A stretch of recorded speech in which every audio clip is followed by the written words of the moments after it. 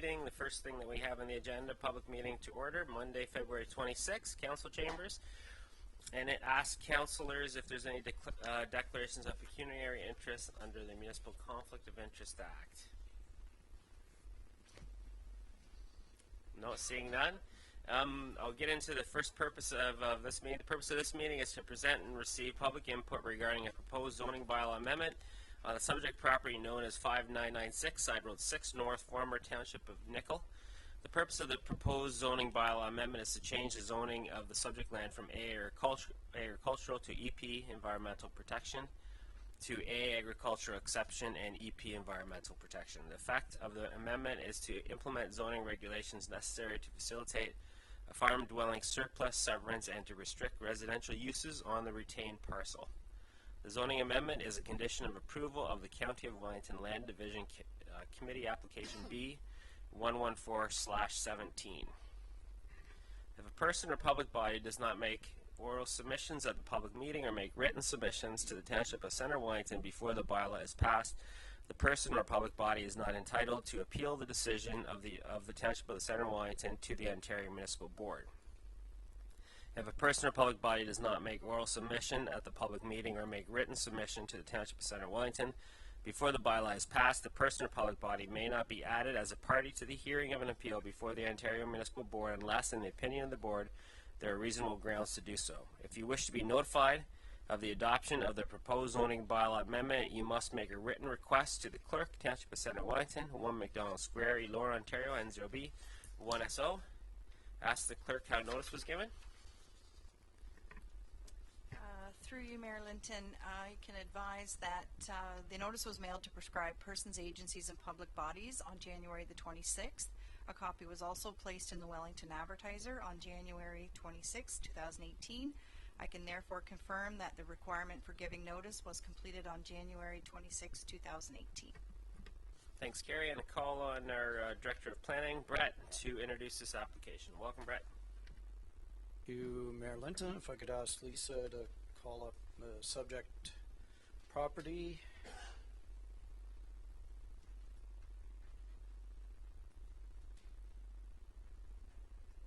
Okay. So as the mayor noted his introductory remarks, this is another surplus dwelling severance, of which we've had many over the last several years. It's a property that's on Side Road 6 North, so between the 6th line and the 8th line of Nickel Township. Our file number is RZ0118, and the zone change is a condition of severance for application B114/17. It's a farm dwelling surplus, so there's the subject land. You can see it's on Side Road 6 North between the 6th and the 8th, a little bit west of Highway 6. And Lisa, if you could then call up the next map, which was the severance sketch.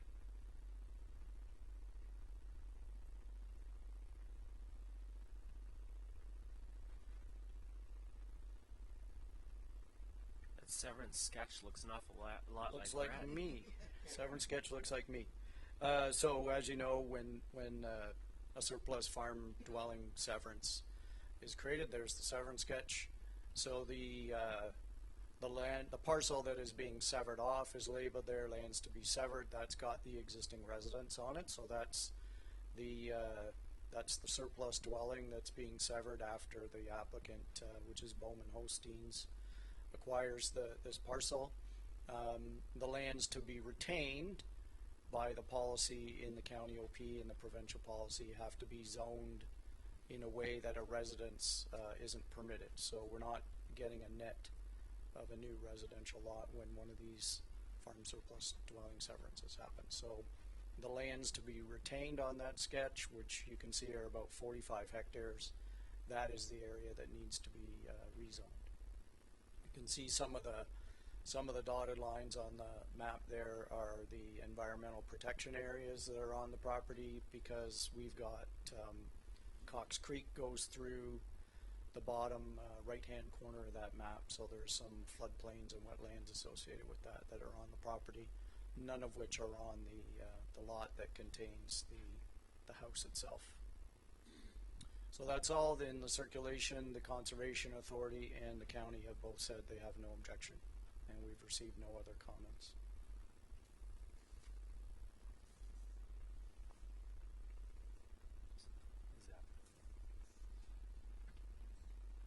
Do you want, Jeff, did you want to add anything to that application? I don't need to add anything. It's all pretty straightforward. Okay. I'm available for questions. You're here for questions? Okay, perfect. Questions from council? Anybody have any questions? Councillor Lloyd? Thanks, Mr. Mayor. Lisa, can you put that map up again? Because the sketch, sorry. Because there's a proposed easement there. I just wonder what is the purpose for that easement that's running on the other side of the property? Through you, Mayor Linton, that's for the existing hydro line services the house, and that that easement is to protect allow the hydro line to continue to exist and service the house that's there.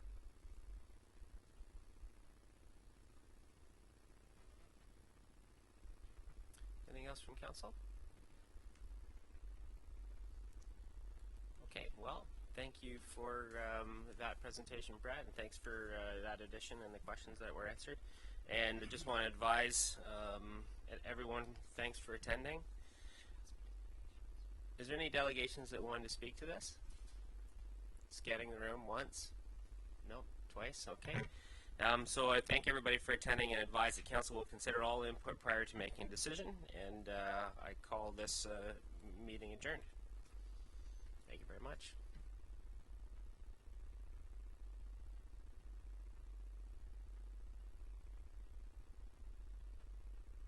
We have to wait 6 minutes. So you have 6 minutes of free time.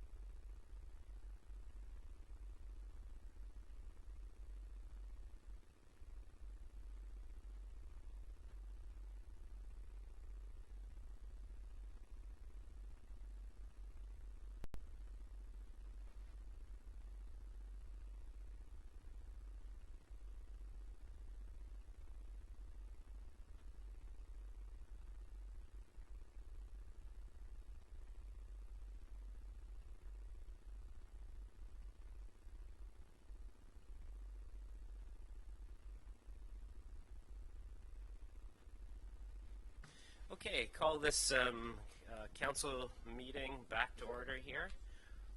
Ask if there's any disclosure of pecuniary interest under the Municipal Conflict of Interest Act. Moving on, we did have a closed session. We have nothing to report out of our closed session. And moving on to presentations announcements, section 7. So short county report today. We had the opportunity to have Senator Rob Black, which is going to be interesting to say. He had one final opportunity to speak to County Council and to thank County Council for the time that he had with all of us, and then he's off to Ottawa, so that's exciting for him. And so I just wanted to let you know the County Council has determined to fill the vacancy in County Ward 5 by appointment, as provided by Municipal Act. We had two options. One is a by-election, and the other one was by appointment because it's more than 90 days, so they couldn't leave the seat vacant. So they decided to go out and by appointment. So a notice went out in the Wellington Advertiser this past week.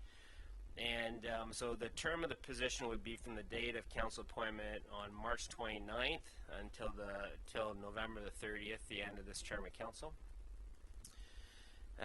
Nominee for a municipal office must be a qualified municipal elector, as set out in the Municipal Elections Act 1996. And interested nominees are requested to submit an expression of interest to the county clerk by 2 p.m. March 9th, 2018. And then the registered nominees will be interviewed by the Warden's Advisory Committee. So the Warden's Advisory Committee is the warden, obviously, and then the committee chairs. So they will be interviewing the candidates and then making a decision. So that's how that will happen.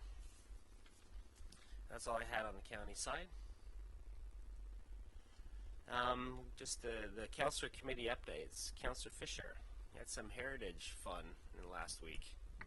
Thank you, Mr. Mayor. Yes, we did way back in the day, I think earlier in February, have a Heritage Centre Wellington meeting. I think the thing that came out of that was a couple of demolitions, which are on the Committee of the Whole agenda or report for tonight.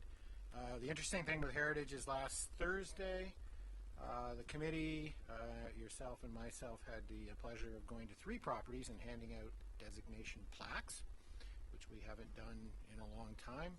The properties were the Craighead Cottage, which is currently owned by the township, but I didn't realize this. It was owned and built originally by the Black family, the same as Senator Black currently. And a lot of the family members were there, and it made for a very nice ceremony. We also went to the Fergus Market and presented I guess the head of the condo corporation there with a plaque, and then we went to Periscope here at Mill Street in Elora. And it was very nice. Those last 2 owners, of course, came to us voluntarily and requested to be designated. They did a lot of work, and we were very grateful. And I'm told we have a lot of plaques in reserve, and there may be more of these things coming up soon. So that was a lovely day. CSAC, we had a very interesting meeting last week. We're getting started. That committee does have a major task in front of it. It's getting started on the review of the McDonald Trust applications.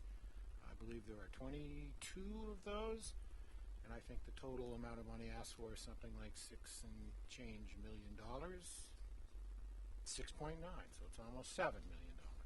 As you know, we have 1.5 to give out, so the committee obviously has its work cut out to try and deal with that, those applicants, and they've come up with a process. There'll be a lot of extra meetings every 2 weeks probably, starting on March the 14th, which will be their regular meeting. Until they're done, they hope to have something back and a recommendation to this council early June, late May, early June, if everything goes well. But it will be a very major task, and it's a big job for that group, so we're very appreciative of that. Thanks, Councillor Fisher. I thought it was interesting. Senator Black's first photo op was at his family's heritage house, which is kind of interesting that he got to be there as his first order of business. Councillor Morris? Thank you, Mr. Mayor. And my news is a bit like fine whiskey. It just gets better with age. and that is the Victoria Park Senior Center has broken through the 1,000 member barrier. And just in speaking with Brian during the break, just to give you some context of what's going on down there, 5 years ago we put a major addition on the Victoria Park Senior Center, and the membership was somewhere between 600-700.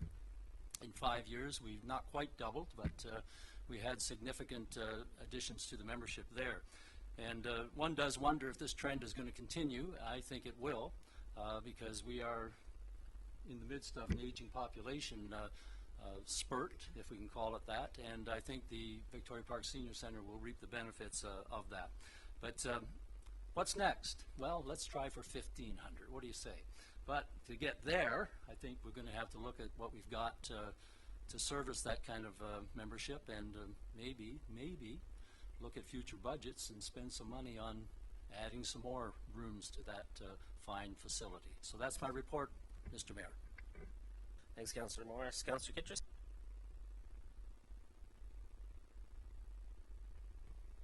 Thank you, Mayor. Economic Development, didn't have a meeting there. Farm Safety, I have a meeting tomorrow night, but I'd like to announce that there is a Farm Safety morning in Alma from 9 to 12 at the rec center there. So if you could make for pancakes and sausages and some demos, that would be great. And that's all I have to announce. Thanks, Councillor Kittrus. Councillor Van Nuys. Thank you. We have a economic development meeting coming this Thursday, so other than that, nothing to report. Thanks. Councillor Lloyd. So earlier, last Monday, we heard from the recruitment committee. Sorry, my mind went blank. And tomorrow at 5 p.m., I have a meeting with the resources for joint committee of the hospital. So nothing else to report. Thanks, Councillor Lloyd. Councillor McElwain. Thanks, Kelly. I attended the Economic Development Conference a couple of weeks ago, and I always find it exciting. And this year we had a bigger turnout of site selectors than I've seen in the past, and a lot more information about what site selectors are looking for and such, which is pretty interesting. Although we did have site selectors visit Centre Wellington a few years back, and got a good look at that. Hearing an updated version was good, and it's always fun to see what other communities are doing to develop their economy with through. As you know, my preference is always to go with the creative community type of economic development, and that seems to be where most of the growth is going in other communities, so it's very exciting to see that, and some good examples, good presentations. Other than that, I just wanted to mention that the GRCA meeting was Friday, and they presented their comments to the Protecting Our Water paper from the ministry, the same as Township did here last week, and they had a very different look at it. Of course, they're focusing on water and not on our Growth Committee kind of stuff, so it was a different set of issues that they brought forward, but a really good detailed look at the paper and some really good comments going in, I think. Great, thank you very much. Moving on to confirmation of the, we're going to step back, and Andy's just going to talk a little bit about the storm, the nice warm weather, and what that did to our roads. Yeah, so just following up after last week with the flood warnings around the area, and now municipalities had far more significant impacts than we did. However, our roads crews have been out and evaluating them. We've had a number of gravel roads wash out on us, so our roads department will be going out and doing those repairs. We have a number of them, and I'll provide an email to council with the list of the roads that we're looking at doing, but there are a significant number. In the neighborhood about 15 roads that we're going to be looking at going back out and repairing from the washouts. There's a number of rutting issues, and specifically the first line in between the two bridges north of the church was significantly washed out, and so staff will be going in there and getting that fixed up in the next week in order that we can reopen that road up. For those that weren't out there, that was one of the locations where we had a significant ice pack that got jammed up, and then the water started going over the road instead of under the bridges. That was our only real significant ice pack piece. The rest of it, twofold, due to the amount of rain and also the high temperatures that we had. We had the frost coming out of the ground. Typically in the spring, we get the rain and then we get the frost coming out, so we get a delay on those two issues happening at the same time. So this was a significant event on us. We're anticipating about $40,000 to $50,000 of road repair.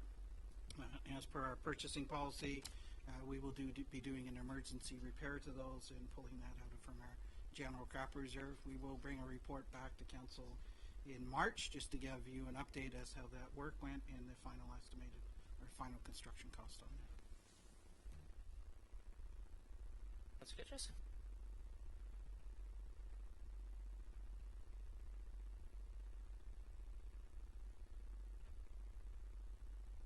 So is that being rehabilitated right now to a full service, or like totally back?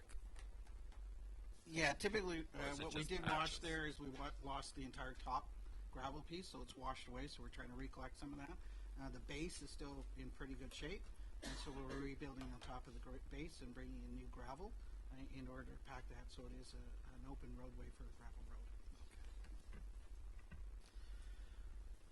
Okay, moving on to have a recommendation that the Council of the Township of Southern Wellington confirm the agenda for the meeting held February 26, 2018. Mover for that, Councillor Lloyd, seconded by Councillor Van Leeuwen. All in favor? And that's carried. We have an agenda, and then we have minutes, confirmation of minutes. We have council minutes for our meeting held January 29, 2018. Ask that they be adopted as circulated. Mover for that recommendation, Councillor McElwain, seconded by Councillor Van Leeuwen. All in favor? And those meetings are confirmed. Then moving on to section 10, we have a report from Committee of the Whole. We have a recommendation that the Council of the Township of Centre Wellington approves the report from the Committee of the Whole dated February 20th, 2018 as circulated. Move with that for that recommendation. Councillor Lloyd, seconded by Councillor Fisher. Any discussion on those items? All in favor? And that's carried. Okay, moving on to a consideration of reports. We have staff comments on the environmental registry postings. And we have a report that was written by Mr. Davis. And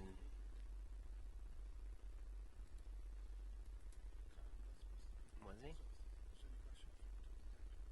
Okay, so if there's any questions from that report, we can bring those back to make sure that Kyle responds to those. Any questions from that report?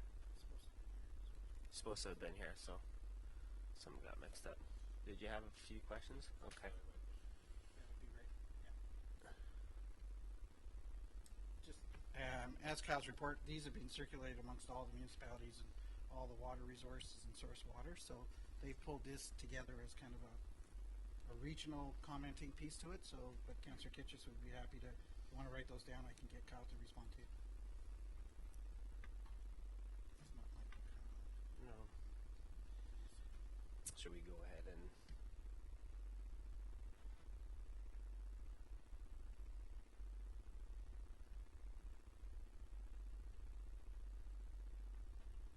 Um, 11.2 recommendation of an award of an attender for St. Andrews Street, Tom Street, and Garafraxa Street. And we have a report written by Dan Wilson. You want to speak to that, Dan? Yes, I'll start, and then Dennis Hollins from Triton is here to add to my commentary. As council will recall, this is something we dealt with as part of the budget process in December, where we entered into an early payment agreement with the Sobera Corporation for the Summerfields subdivision. This is relates to capital projects that take up a lot of our 2018 capital budget, fairly significant capital items. The scope of work comprises of the reconstruction of St. Andrew Street East from Gart Shore to Lamond, reconstruction of Tom between St. Andrew Street East and Garafraxa Street East, construction of municipal services on Garafraxa Street East between Gart Shore and Tom, and commercial entrance improvements and concrete sidewalk on Gart Shore Street between Garafraxa and 250 meters north of Garafraxa. So we had requests for tender 03-18, had 38 registered plan takers. 4 firms submitted a response to the RFP. As you can see from my report, there were some errors in the bids. Actually, one that made a high bid become low bid, and it was simply a mathematical error of adding up the totals in their bid. So it wasn't anything other than a simple mathematical error, and we've been in communication with the low bid, and they are willing to move forward at that low bid price. You'll see from my financial analysis, which was so complicated I had to put it over 3 pages, involves township funding, developer funding, development charge funding. As well, from a township perspective, there's roads or tax supported related costs, sanitary sewer supported costs, and water supported costs. So as a whole, the project is approximately $1.1 million under budget. But if you look at the township piece, township portion of the project, it's about $481,000 under budget. But when you split that down even further into tax versus water versus wastewater supported, the roads or the tax supported piece is approximately $72,000 over budget, requiring approximately $72,000 from our general capital reserve. Sanitary sewer supported is about $250,000 under budget, and the water supported is about $300,000 under budget. So with that, with the report, we are recommending the award to Drexler Construction in the amount of $4,805,870.70, which includes contingency, excludes HST. And before we wrap up, I'd like to bring Dennis Hollins from Triton up just to provide a few more items with respect to the tender results.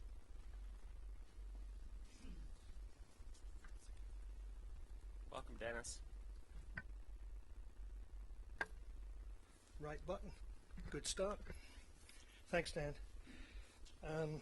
Just wanted to add a few comments based on Dan's report. Mr. Mayor Linton, members of council, staff. There are a number of items that I just want to advise you on that did come in cheaper. The utility relocations that have proceeded ahead of the project, i.e. there's relocation of Ontario Hydro overhead. They've built a new line on the south side of St. Andrew Street. Bell have also done substantial relocation through there, and although we don't have all the final numbers, they appear to be under what we was anticipating originally. So there's a number there that's less. Another item that was originally in the budget was the pedestrian signals for the crossing of St. Andrew Street at Lamond Street. Okay, the warrants that were taken and the counts, it didn't warrant the PED signals at this time, so they were not included. So they were deleted, so there's a savings there, but the underground duct is being put in for future so that everything can be, signals can be installed at a later date if required. An item that did save, and I can't put a dollar amount on it, but it did save a fair bit of money, was instead of open cut in Garafraxa Street East for the main sewer that crosses to go to the Summerfields development, it was tendered as a directional bore, i.e. they will bore through at the depth, which is approximately 6 meters, and the road does not have to be closed, aggravating all the traffic and the detours at the same time as we've got the St. David Street Bridge and the external detours on Scotland Street and Gartshaw Street. So that saves a fair bit of money right there on that item alone, plus obviously adding to the woes of the traffic using the detours. Street lighting and other related hydro, which is Centre Wellington, which is yours, but Centre Wellington are doing it. They've pre-purchased, and there's a savings there as well. And another big savings was less rock. There's still a large quantity of rock, but less rock than what was anticipated. Okay, based on the geotechnical information, and that obviously resulted in a lower price, plus the unit price for the rock is, shall we say, reasonable, so it's a lot lower than what we had estimated. The timing of the tender call, obviously January, you know, that's a pretty good time to put out a tender of this type, or any type really. Because you are competing, your market is all of the region of Waterloo and the individual municipal, the whole area. So it's good to get one out, and you've got you did get 4 bids. You had a lot of interest, but 4 bids, and you put all those projects, Tom, Garafraxa, St Andrew, all into one rather than doing separate tenders. So that's basically all I have to add at this time. Andy wants to add something. Thanks, Dennis. Just Dennis had mentioned about the pedestrian signals. There still will be a school crosswalk there, and our intent is that we would be looking, we'll bring a report to council, that we would look at a crossing guard. Thank you, Dennis. We're all forgetting. So we would be putting that is there so that that would be operational during those school periods, but the warrants do not require us to have lights up there all throughout the day, every day of the week. But we will have the infrastructure in there. That is, if that school grows or expands, then we will have the ability to do that. But it's not a cost we need to put out today from installing that. But we will have all the underground for the future if we need to do that at this stage. And then I think the other one, Dennis, just is the asphalt price was considerably lower than some of the tenders that came in last year. Great, thank you very much. And as you mentioned, Dan, this is the biggest item on our capital projects for next year. It's a huge piece of work, and the fact that we're within budget is really great. Questions from council? Councillor Lloyd? I'll direct this to Dennis. There are some residents that are interested in these services that are going down the street, and having done a project like this on Side Road 19, I know that there will be residents who are very interested and residents who are not interested in the opportunity to join into services. Is that extended at all to them in this possibility, or all these underground services are being installed from property line to property line? So there'll be services going from the main sewers and the water on the streets to the various properties and terminating at the property line. Okay. Next question would be, should we have a resident contact us? Because sometimes they contact a councillor rather than calling the office here to ask those questions. Who should we be directing them to make that initial contact? I would think Public Works, the Director of Infrastructure at Public Works. Yes, sure. So Public Works has reached out all to the homeowners. They all did receive letters, and we have had pre-meetings with them. Our intent is, as we now have the contractor, we will be following up with the residents as well. And I believe the fees, the township's fees and everything are being revisited this year, are they? So I've heard. I don't know. Is that correct? Yep. Yes, we'll look at the fees associated with connection and make sure they're part of the fees and charges when we do the update. Okay, great, thank you. Councillor Kitchus? Thank you, Mayor. Is there a public meeting for this and notification? Yes, my understanding, Colin sends his apologies. He's at Good Roads this week at the annual conference. So we are looking at a public meeting late March, early April, now that we have the contractor, so we can work away with their schedule, so we can communicate all that out and review the plans with the residents. But the majority of residents have already seen the drawings with regards to individual discussions with each of the individual owners on the servicing and the infrastructures going in. But we will be hosting a public meeting late March, early April. I mean, the thought that I have when you say that is we have our project's open house close to then. It might be well worth our while to have some information there for people who can't make it, and we say that those are our major projects and this is a major project, so that probably is a good idea as well. Councillor Kitchus? Will there be signs for schools on how children travel to the schools? All this construction's done. Like, is there as part of the whole public? I was thinking that you'd be explaining that. Is that going to be part of that? Okay. It will be, yes, Councillor Kitchus, and that's why we wanted to have the contractor in place, so we can work through their schedule to see when we need to do various different detours for vehicles, as well as school buses and the students as well. Councillor Kitchus? I noticed on the bidding of the 4 bids, there were like 2 numbers, and for most of them, like some of them were like 70 cents difference, but the Dexler one was $500,000. What happened? Like, what was the result? How did that happen? We don't have the exact details. All their numbers, it was only on the one section of the contract. And actually it was the smallest section of the whole project. And when you did all the multiplication of the unit prices and the quantities and every item and everything was correct. But the actual total at the bottom of the page was out by that much. I have no explanation why. Whether they had another number in the calculator that they forgot, I don't know. But and they haven't shared.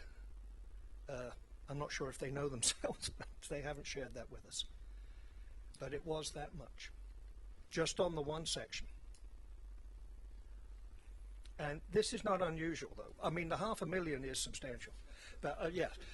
But we have had before. We've had projects where they've been out by $200,000. Somebody's made a typo, or they've written in the wrong number, and this one's rather is a big one.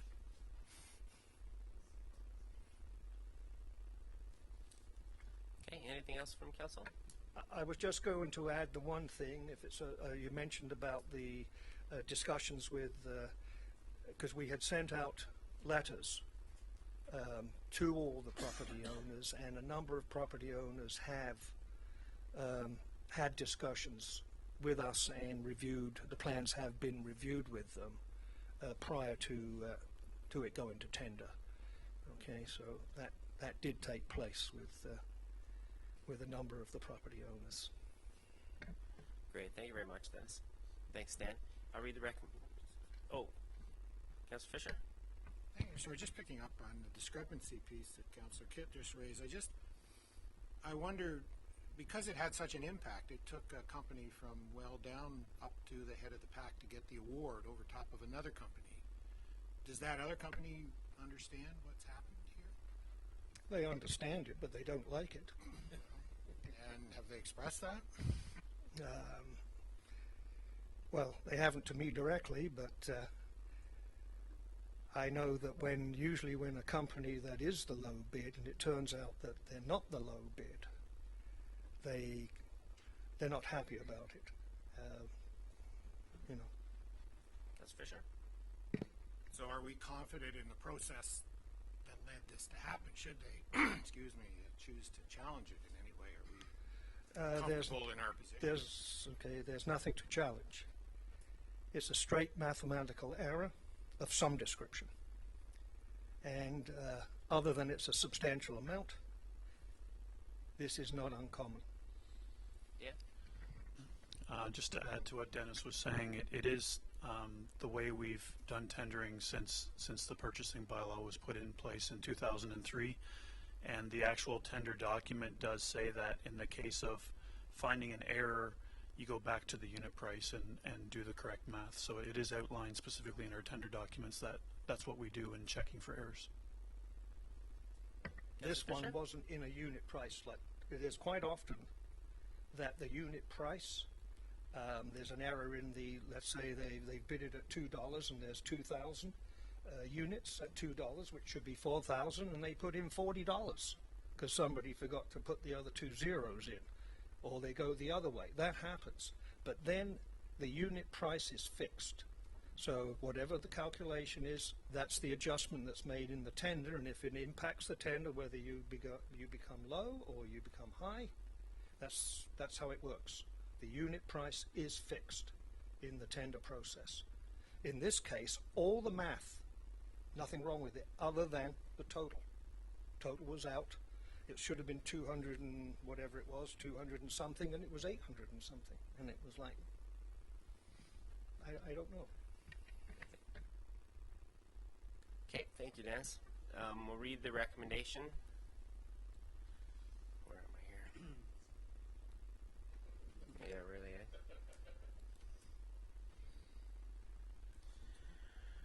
Recommendation that the Council of the Township of Center Wellington award request for tender 03-18 reconstruction of St. Andrew Street East and Tom Street construction of municipal services on Garafraxa Street East, Wellington Road 19, and construction of municipal sidewalk and driveway improvements, Garshore Street, Fergus to Drexler Construction Limited, in the amount of $4,805,870 and 70 cents, including contingency and excluding HST, and that the project funding be awarded as outlined in report COR 2018-05 dated February 26, 2018. Move for that recommendation. Councillor Lloyd, seconded by Councillor Kittredge. All in favor? And that's carried. That's exciting. Okay, we're going to flip back to the environmental registry posting. So we have Kyle here. So we're going to have you come up. Is there anything that you wanted to speak to, or do you want to respond to questions? Okay, quick summary and then respond to questions. I know a couple people had some. Welcome, Kyle. Thank you. Apologies for delay getting here. In front of you today is for your consideration is a report on 2 concurrent Environmental Bill of Rights postings, one on the Safe Drinking Water Act and one on the Clean Water Act. The ministry posted these just before Christmas, and the comment period closed on February 20th. What you see there is a summary of staff comments that were completed by myself and Emily, our risk management inspector, in consultation with staff across the county. Generally, as you can see from our comments, we're supportive of the proposed changes. We are asking for some clarification from the ministry. There was conflicting statements actually in both EBR postings regarding council resolutions. Generally, what the Clean Water Act changes are about are adding some circumstances for Section 51, which allows minor changes to source protection plans. This would allow changes without it having to go to the minister for approval. Currently, that section is only for typographic or grammatical errors. These changes would allow the removal of wellhead protection areas when a municipal well is being decommissioned, as well as changes that need to be made in the plan because the ministry has changed some of the technical guidance documents. For the Safe Drinking Water Act, they are proposing a regulation to require the source protection work to be completed prior to the issuance of the drinking water works permit. This means that the source protection work needs to be completed. In our summary, you'll see that really the ministry at a staff level has been signaling this for a while, but this I think is the first kind of clear indication that they are looking at municipalities to start taking on some of the technical costs.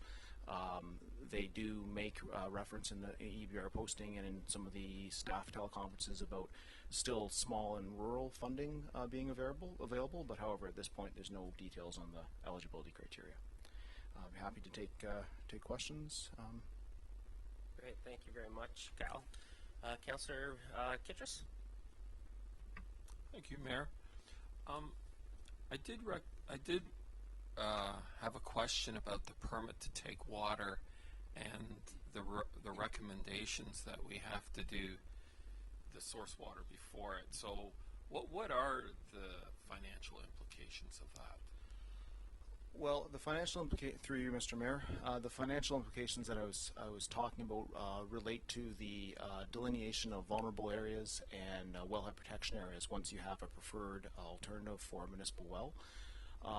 Up until this point, and currently, the province funds that. The costs of that does vary. It depends on how many wells you're putting in and the geology of the area, but primarily it's modeling work that gets done. Here in Centre Wellington, it would be completed with the Tier 3 model once the Tier 3 model is completed in terms of any future well supplies.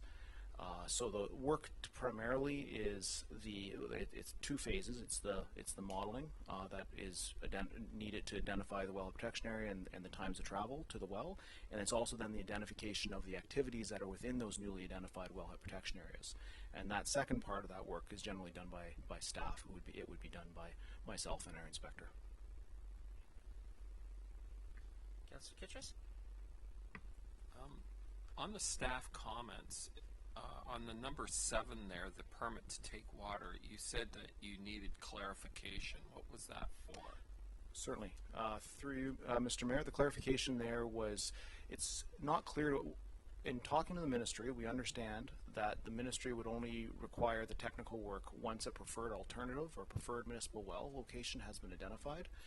However, there's generally, when you're looking for municipal wells, there's two permit stages. There's the pumping test permit, and then there's the actual addition of the well to the municipal permit.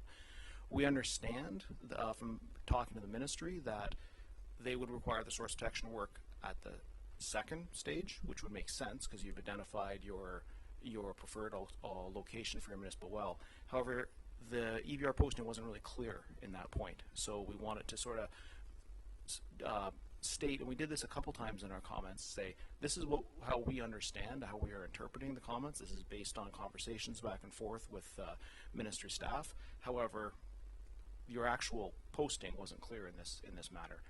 They did have a teleconference with this, with ourselves and a number of other municipalities, and again, this is how we understand it. Some other municipalities weren't as sure of kind of how, in terms of interpretation that we understand. So that's why we felt it necessary to kind of spell it out the way we did.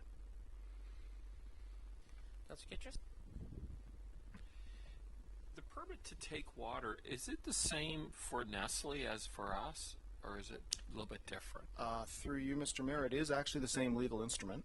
It is a permit to take water under the Ontario Water Resources Act.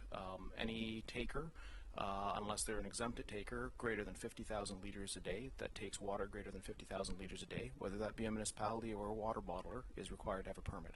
So it is the same permit, and it is, there's a couple different categories of permits that you can apply for, but both the municipal permit and I believe the water bottling permit would fall into a Category 3 permit, which is the most strenuous process that the ministry has. So for that permit. So yes, it is essentially the same permit and the same process. Councillor Fisher? Thank you, Mr. Mayor. Kyle, just to be clear, for the municipal permit, at some point we will have to get a municipal permit to take water if we want a new water supply. Is that correct? Through you, Mr. Mayor. So the township already has a permit to take water for their existing wells. Yes, we would have to amend the permit to add the new wells. And yes. does this new regulation under the Safe Drinking Water, does it add additional work, or does it change the sequencing or timing of that work, or is it strictly a funding issue as we may now have to pay for some of that work where we didn't before? Yeah, through you, Mr. Mayor. It is work that has been ongoing since the Clean Water Act came into place. So in that sense, prior to the Clean Water Act, it would have been new work. But since about 2006, it's not new work. It's work that continues to be done. It's more of a question of the funding. Currently, the province has been funding that work. Now, sequencing is an interesting question because this regulation does talk a little bit about, well, the regulation is all about kind of when in the process you would do this work, and the province has made it clear they want, part of the reason in putting this proposal forward is they want to make sure that it gets done at where they feel is the appropriate stage, which is at the stage that they've identified in the posting, which is prior to the issuance of the drinking water works permit and the amendment of the permit to take water. So in that sense, that is a bit of a sequencing change because up until this point, at least in most cases, when we're talking about source protection work, it's for already existing drinking water works permits and already existing permits to take water. So we've been playing catch up, if you will, because it was a new program 10 years ago. And now this is putting in the process going forward about what happens when changes are made. And you can really look at the proposal as kind of both the beginning and the end of the process, because in Section 51 changes, they talk about what happens when you remove a well from service. And in the Safe Drinking Water Act changes, they talk about what happens when you bring a new well or intake into service.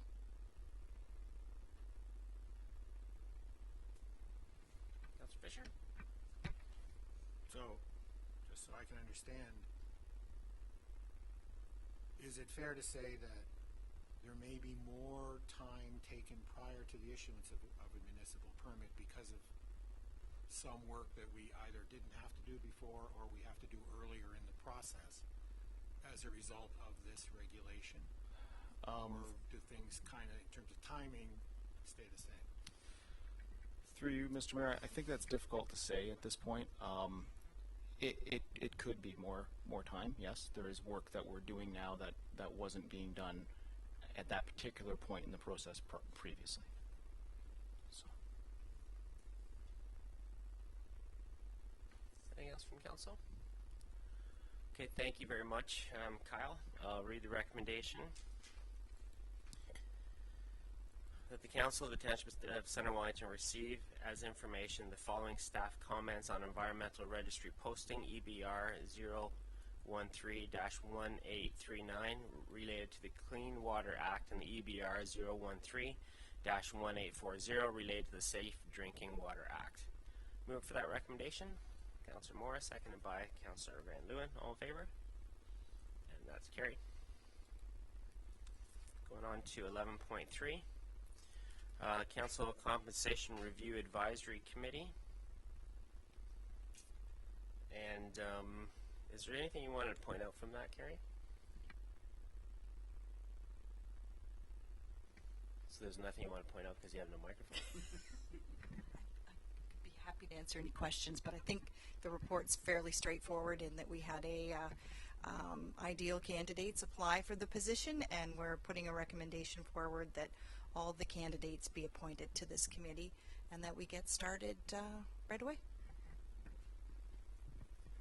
So again, this is a little refresher for somebody who's just tuning in to this. This is related to the discussions that we had during the budget deliberations to make sure that we're reviewing compensation for mayor and members of council, making sure it's realistic and reflective of the roles, responsibilities.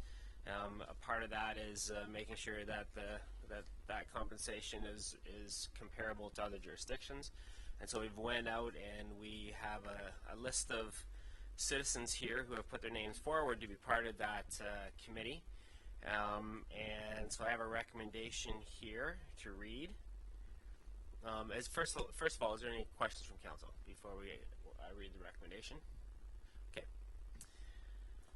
Recommendation that the Council of the Township of Center Wellington establish a compensation review advisory committee to conduct a review of council compensation and time commitment to begin with the next term of council, and further that the following citizens be appointed to the committee for the duration of the project: David Strang, Rob Quinton, Sherry Bonnell, and Richard Beasley.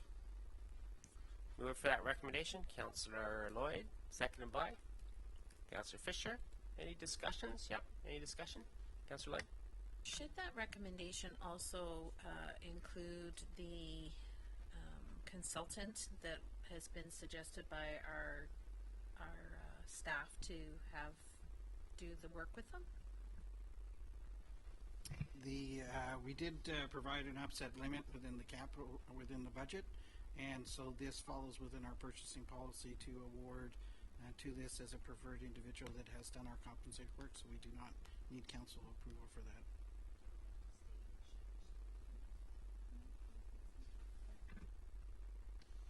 All those in favor of that? And that carries. Okay, no information items. And we have a community delegation. We have Sarah Bowers-Peter here with us today.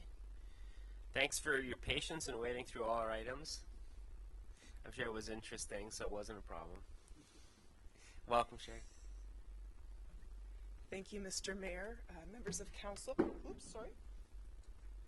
Thought I hit the ledge there. Members of council, staff, members of the community, viewers at home, I want to take this opportunity to say thank you for allowing me the platform to speak with you today.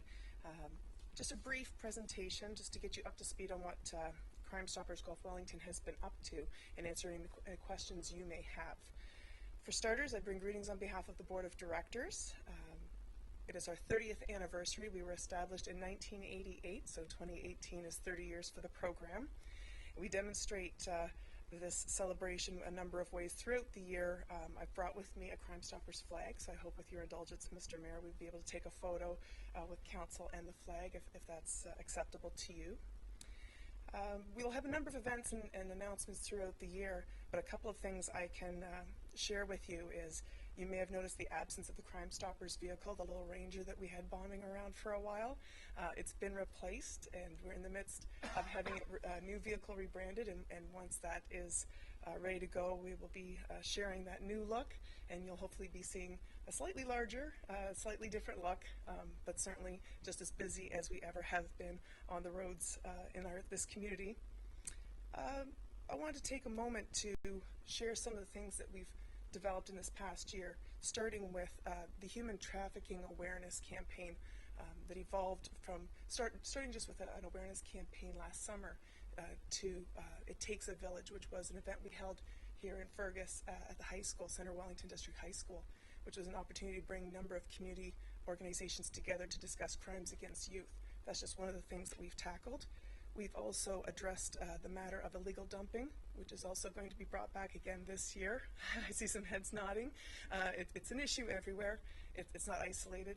So for that reason, we want to make sure people know that they can contact Crime Stoppers if they see this crime happening. Obviously, it has a huge environmental impact. As far as what we've achieved, Crime Stoppers this past year received 3 international awards. The awards were presented in Panama City, Panama, and they were for our website, csgw.tips. I invite you to check it out when you have time, as well as our TV feature, There Is No Victimless Crime, which was in partnership with Whiteman TV. It can be seen in Center Wellington. We also received recognition for our social media presence. We're very active on our various social media platforms, including Facebook, Instagram, Twitter, and YouTube. We've also received recognition in the past year by the Ontario Association of Crime Stoppers.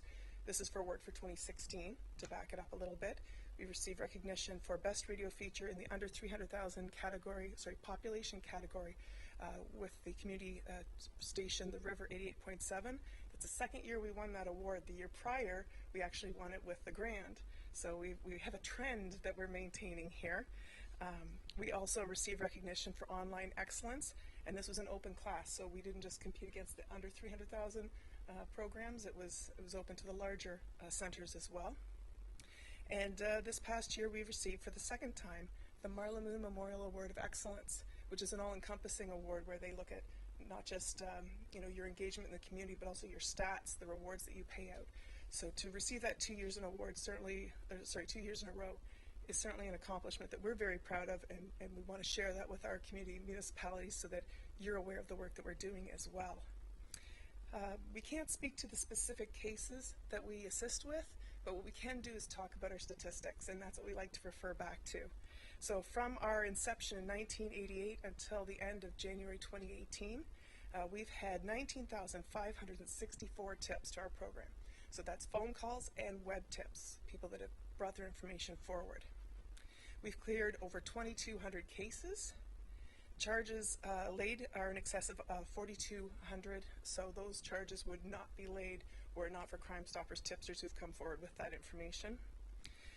As a result of that information, we've recovered over $37.4 million in illegal drugs and personal property that's been recovered. So that's important to realize that that's the City of Guelph and the County of Wellington. And when I share that information, especially in schools and community presentations, people tend to think that's a larger center. No, that's here. That's in our communities. So the board of directors who are responsible for the program have approved awards of $164,000 and change, because as you know, if you provide tip information to Crime Stoppers and it leads to an arrest, you could qualify for a cash award. We have a number of partnerships that we're very proud of. Most recently we had Trivia Night 2 weeks ago at Grand River Raceway, which was very successful. We're going to be announcing tomorrow how much money we raised, but it's partnerships like that that we rely on, because we are constantly fundraising. We're constantly looking for these types of partnerships to help spread the word about what we're doing, so we certainly appreciate their efforts. And if there's ever an opportunity to partner with the township, we would certainly welcome that opportunity as well. I'd like to take this moment to thank Ms. O'Kane, who is our Commissioner of Oaths, because we have a number of volunteers who come through to serve on our board of directors, and for that purpose and the nature of work that we do, we require an oath-taking process. So we appreciate your patience and dealing with the number of volunteers who come through the door. And a little aside, there's a familiar face here, a new member of our board of directors who I understand is going to be serving within the municipality as well. So we're constantly looking for volunteers, partnerships, and any opportunity to engage with parts of the community that we haven't already been engaged with. So I want to say thank you so much for your time. Thank you for the support that you've demonstrated, and I would certainly be happy to entertain any questions you may have.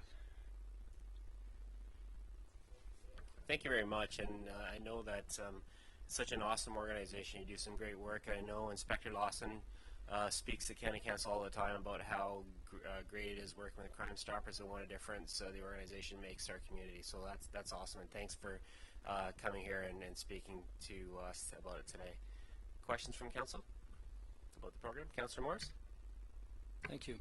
Sarah, I think I've seen signs driving through various communities, like Crime Stopper signs on roadways.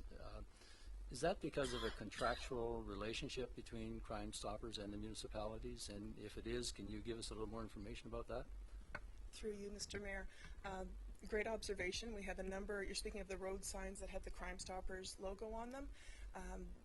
Those are going up in areas that are underserviced, and certainly areas where we need more exposure. There are a number of them here in Centre Wellington, but certainly there are more options. We work with the county and the municipality to find those locations. I don't have the information on me for that, but I can certainly forward to you the information on that if you're interested in having the costing for what's involved for getting a road sign like that. I'm believing right now at this point in time we have 1 year and 5 year agreements for those. A lot of times we have people that are just extending 5-year agreements because they appreciate being partnered with our brand and they know the work that we're doing. In the City of Guelph, we've had some that are a little longer than that, so once the sign needs to be replaced, we will be looking for new partners down there. But in the county, that's pretty much the requirement is a 1 year or 5 year agreement. I hope that answered your question. Yes, Morris. Thank you. You mentioned in your presentation that you were hoping the township would partnership with Crime Stoppers. Can you just flesh that out a bit for me in terms of what that looks like? Anything you're open to. Really. Is there any thresholds, like financial thresholds, anything like that? Really, it can be something as simple as partnering, having a logo on the website or social media sharing of information, right through to if there's ever an event that the township is holding and would like to have our presence there for a presentation or a booth.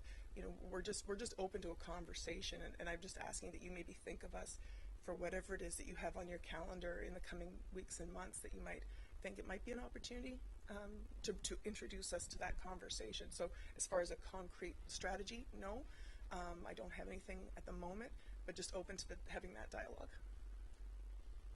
Thanks, Sarah. Yeah. Andy? Just so Kendra does forward and retweet all of the Crime Stoppers, so we're already doing that information. If we have media releases and things of that nature, we're doing that. Also working with the OPP, if there's anything that we can work with the OPP and Crime Stoppers, we have been communicating out that as well. So that's without an agreement. We just think it's a great thing to do, and Sarah has been at some of the meetings we've been at with the OPP, and so we do try to work on those and try to do that as much as we can possibly, without sitting down and putting pen to paper type thing. If there's other opportunities, we're very, very willing to do that, and especially taking a photo today. So let's finish we'll finish the agenda, and then we'll get a photo here. It won't take that long. That would be great. Okay. Thank you. Perfect. Anything else from council on that? Okay. Thanks so much, Sarah. Okay, moving on to the bylaws. We have a couple bylaws here. 2018-05, bylaw to authorize the mayor and clerk to execute an agreement between the corporation of the Township of Center Wellington and the Van Groothies team, Century 21 Excalibur Realty Brokers, Inc., for the construction of a public washroom in Forfar Park. 2018-06, a bylaw to appoint the corporation of the County of Wellington to be the corporation's agent for certain matters related to assessment. A recommendation that bylaws 2018-05 to 2018-06 be read a first, second, third time and passed, signed by the mayor and clerk, and the corporate seal affixed. Move for that recommendation. Councillor McElwain, second by Councillor Lloyd. All in favor? And that's carried.